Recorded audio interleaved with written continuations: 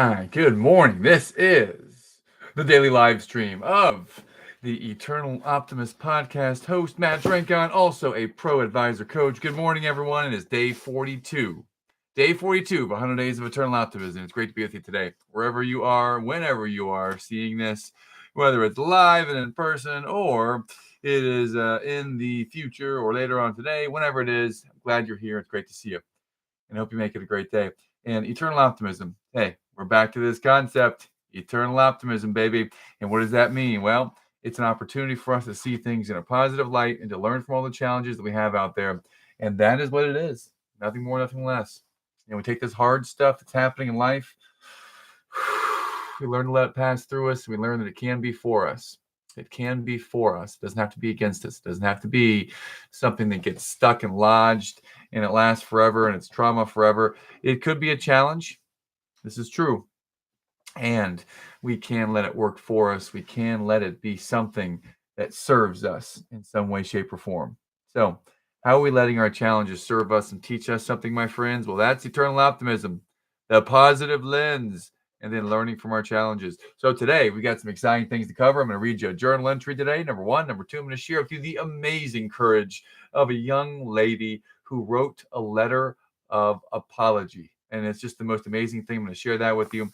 We've got an amazing podcast, the Better Than Rich show that I was on yesterday. I'm going to share about that a little bit. And then we will go to your big ask. I'm going to share what my big ask was yesterday. What might your big ask be today? What might your big ask be today? So let's go ahead and dive in and get started here. So first, let's go with a little journal entry. So no season lasts forever. Not even this one. No season lasts forever. Not even this one. That came from the quote of the day on the Opt for Optimism page a day calendar. No season lasts forever. Not even this one. The season that we're in right now in our lives. Think about where you are right now in your life. If there are 4 seasons, the spring, the summer, the fall, the winter, and those represent, well, they represent the winter might be the low time, the hard time, the lean time, the challenge, the depths of it could be low, could be challenging. The spring is starting to recover, starting to build momentum, starting to get back to something exciting. The summer is when we're in full momentum mode. We've got things happening. We've made progress and we are right in the middle of it and we feel like we are incredibly high. We're living in the clouds. The fall or autumn, we're starting to see challenge again. We're coming off that momentous high of summer and then back to the winter. And this is the repetitive cycle of nature. It's the repetitive cycle that happens over and over and over again in our lives as well. Where are we right now? Because whatever season we're in, it does not last forever. The challenging times feel like they do last forever, and we're never going to get out of them.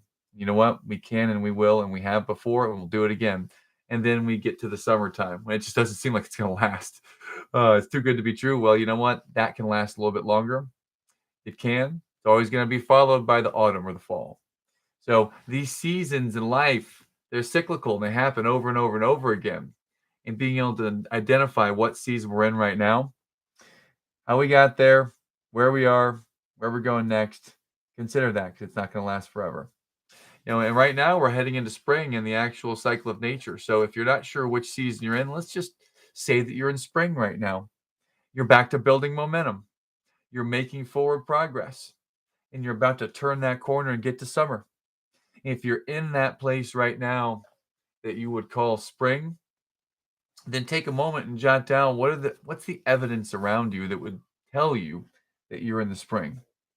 What's the evidence that points towards you're building momentum and you're making progress? Because sometimes we start to look, no matter what season we're in, we start to look at the places that we are challenged and stressed, maybe have some anxiety, maybe have a little bit of trauma, maybe have a little bit of tough stuff going on. Maybe we scored 95 on a test and we can't stop staring at that 5%, and that's driving us nuts, right? Sometimes we don't see all the positives and all the things to be grateful for right around us. Dan Sullivan would call this the gap thinking in his strategic coach program, when we tend to focus on where we fell a little bit short of the ideal we may be making tremendous progress right now. In fact, I can almost guarantee every single person, if you're watching this at any point, you are successful. You have made progress. Will you give yourself credit and see all the things you have done to make that progress? Whatever season we're in, no season lasts forever, not even this one. Let's get towards that next season. If it's the spring, if it's the summer, let's get out of that winter. Let's make it through the fall, get through the winter, make it to the spring and the summer. Let's embrace whatever season we are in, because all of them have their advantages and their opportunities. The team, let's go forward to the journal entry. 3 things that were magical and meaningful that happened in life yesterday. Well, number 1, Lily scored 3 goals in practice. And then her friend on the team gave me, the team's coach, this red folder. And in this red folder, this 7-year-old young lady wrote the most amazing letter to me, the coach. And I'm gonna share with you a little bit about this letter right here, because this was amazing. This is what it says. Coach, I'm sorry for having a bad attitude at the game. I was a little bit of a drama. I promise I will have a great attitude going forward. Thank you for all you do. Love. And then the player's name. And this was amazing. And also in this, she put some amazing stickers in here. So I got these amazing stickers right here. And this is what it's all about, man. This letter from a little girl on my soccer team, one of my daughter's friends, who was having a tough time at the game last week. Having a tough time. And she didn't show up with her attitude at its best. And she is aware of it. She acknowledged it. She wrote a letter about it. I'm incredibly proud of her. And it was an amazing experience to have that letter show up yesterday at practice. So if she ever sees this, or her family ever sees this, thank you from the bottom of my heart. I simply want to acknowledge and appreciate the courage of a young lady for having that letter, writing that letter. Think about that. And the many people who watch this, you might be adults who haven't written a letter like that in years. If you are an adult and you need to write someone a letter of apology, to apologize for your attitude, or the way that you may have wronged someone, or the way that you may have slighted someone, intentionally or otherwise, what's stopping you from writing it right now, today, and clearing that deck, and clearing all of the drama, clearing all of the challenge out there, and taking that first step forward to redeem it, to come back on this journey and have that relationship renewed, reinvigorated, strengthened? What's stopping you? It's fear. It's tough. It's challenging. Yeah, I know. It can be very challenging to apologize or to say that admit fault. It can be very challenging. But we can do that. We can do that. So exciting stuff there. Exciting stuff there. I'm going to read a little bit more from the journal here, shall we? A little bit more from the journal. Let's see. So I'm going to share a person. I'm not going to share their exact name. I don't think I'm going to share their name. I'm going to share there's a person. We went deep into the miracle morning, and he committed to it. I sent him the book. My hope is that it impacts him in a way that it has me. Major opportunity for impact here. I'm excited. I had a great conversation with Miracle Morning yesterday with the client. So that's good. Next, meaningful moments from yesterday from the journal. And a real transparent conversation around higher awareness. When awareness rises, we often find the view more clear and see things we may not have felt before in a way we didn't before. This gentleman is going to unleash the power of affirmations to bring the awareness into a narrative he owns and controls. So this particular person I'm coaching has got an internal narrative that's tripwired, just playing in his brain. He's hardwired to be very self-critical and never feels like he's quite enough. So we put some affirmations into his day to help him rewire that thinking and start, instead of thinking first, how I'm not enough and I'm always falling short, we're changing that to I am enough and I've got this. I've got this. So we'll see where it goes from here. Next, rather than use red language or tell a leader you can't do it that way, we explored alternative methods of using language to influence the discussion. Yeah, so this particular person is the executive vice president of a company. And by the way, if you ever watch this and wondering, well, wait, are you telling things about clients or the people you know? Well, this is a story. This is not this morning's journal entry. This is a journal entry from almost a year ago. All right. So, and I'm not using the names of people, but this is a real life story. It can really serve the people that might be listening today. So, what do you do if you're a second in command in a company and the owner of the company or the boss, your boss, your boss, if they're doing something that is not following their own teaching? If the boss says do it this way and then they don't do it that way themselves, what do you do?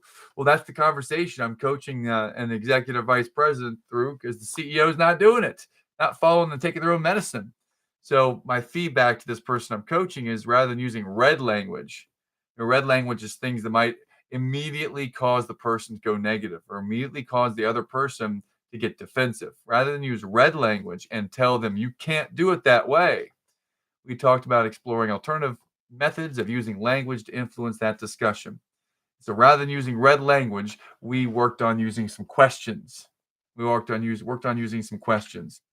And this was almost a year ago. And by the way, fast forward, it worked because we asked the leader some questions. The leader was not following their own medicine. The leader keeps preaching, follow the program, follow the program, follow the program. And yet they were the one that was breaking the program and not following it.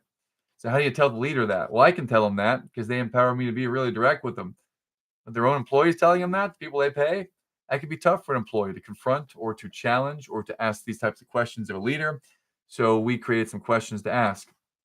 And some of the questions might be something like this. I don't remember what they exactly were at the moment, but I can surmise it may be something like this.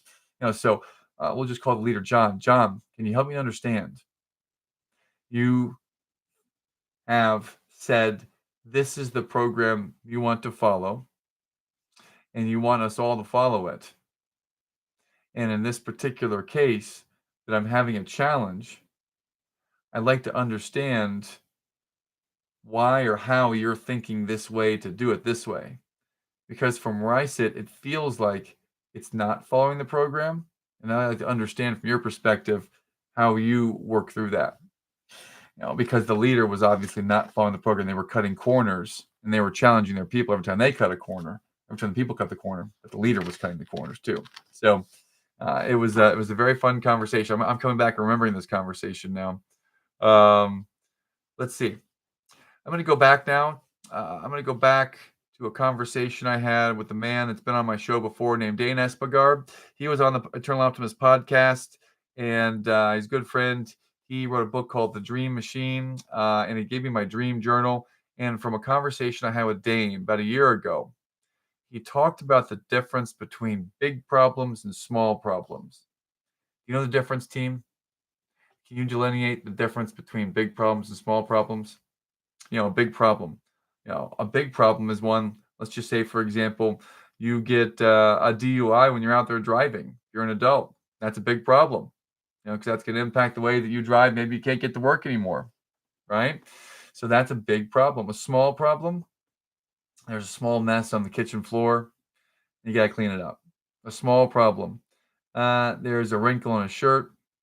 We can wear a different shirt. A small problem. I'm 3 minutes late for a meeting, and you know what? Don't beat yourself up too much over it. Don't beat yourself too much over that. Figure it out so next time we're on time, right? So there's all types of problems out there, and let's make sure that we're working on the big problems versus the small problems, understanding them. Is the behavior that I'm doing right now, does that help me to stay closer to keeping my problems smaller, or am I increasing the odds I'm going to have bigger problems? Right? So let's go back to close the journal up and go back to the agenda today. So we had an amazing podcast episode yesterday. I was on the Better Than Rich show with Mike Abramowitz and Andrew Biggs. And I sat there on the podcast and we chatted for about an hour. And in that time, I was reminded when I looked at Andrew Biggs that he was the leader. It was like 20 of us in a March Madness pool. And he was the guy that destroyed everyone. He has 3 of the final 4 picks. Yes, 3 of the final 4 picks. He picked them. No one else in the entire bracket. Like if there's 20 people, 19 people didn't get one team. Didn't get one team in the final 4. and he got 3 out of 4. So he completely dominated this pool, and before we even played the final four, he's already won. He's already doubled the score and the next closest person, and that was pretty amazing. So I'm on his show yesterday, and we're talking about the equation for inner peace and happiness. I was drawing it out for him in the audience yesterday, telling some personal stories about how to coach recovering perfectionists. Hey, good morning, dear. Oh, I got a hottie in here this morning. I have got a young lady, young Julie, my queen, is in here this morning. She's grabbing my whiteboard. Look at her. Oh, she is staying out of the camera. That is very smooth, very smooth. You want to come take a look at the camera? Yeah, come on. Okay. All right. So don't poke the bear. All right, which means don't try to pull your wife into the live stream before she's had coffee. All right. So we were at the Better Than Rich podcast yesterday, and the equation for inner peace and happiness. And the way I framed it was very simple. It was gratitude plus curiosity plus self-compassion equals inner peace or happiness. And I'll share it again. Gratitude, being grateful for where we are. The way I frame it is 7 billion people on the planet. If you're watching this, then you have the resources available and you have the help available to see, to hear, to be present, to engage and take this feedback in, to take this in. And you got to look at it like this, team. Or one way I invite you to look at it: 7 billion people on the planet, probably 6 billion of them don't even have electricity. They can't even get to this and even watch something like this and even have the ability to get impacted by some positive eternal optimism thinking in the morning like this. So there's one thought there. There's one thought. If we're here, we have the resources and the health to be here. So that's one, to be grateful for wherever we're at. I mean, 7 years ago, it was almost 7 years ago, I was disabled. I couldn't golf, couldn't do anything with my family. I couldn't run, couldn't play, couldn't cook, couldn't get upstairs. So real gratitude for that. So real grateful for that every day. Number one. Number two is curiosity. Curiosity. Rather than look and blame and look and point and have that victim mentality, I'm always curious, and being curious to what in this moment can serve me. When I got all the kids that are screaming and yelling and they're just going nuts, they're being kids and humans and kids, and it's really egging us on as parents. You know what? Curious. What is this here to teach me? What does this teach me about patience? What does this teach me about being a good dad? About being and showing up as a good partner for my wife? I'm curious about it. When a client no sale comes through, or they decide not to pay, or I make a big mistake. I just screw up and I have to follow my own sword and apologize for something. These are all things that I'm curious how they might serve us. Curious how they might serve us. We missed the bus a couple days ago. I'm curious how that might serve us and how we might be more prepared for the bus next time. Right. So all types of things happen. And the curiosity towards them, curiosity about how I can show up in that situation, how I can learn from it. That's the type of curiosity I'm talking about. Number three, a part of the equation. Gratitude plus curiosity plus self-compassion. Self-compassion can be defined as patience and grace for oneself and for others. That means that person, if you're a perfectionist or a recovering perfectionist like me, then you might figure out, if let's just say you're leading a meeting and you own a company, or you're a leader and someone on your team or the prospect or the client shows up 5 minutes late. 5 minutes late.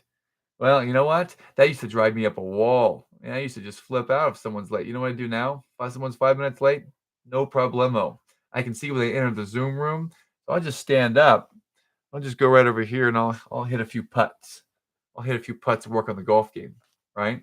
I'll have a little patience and grace for them. And I'll do something that I find enjoyable. Or I'll sit there and I'll meditate. Or I'll keep preparing for the meeting.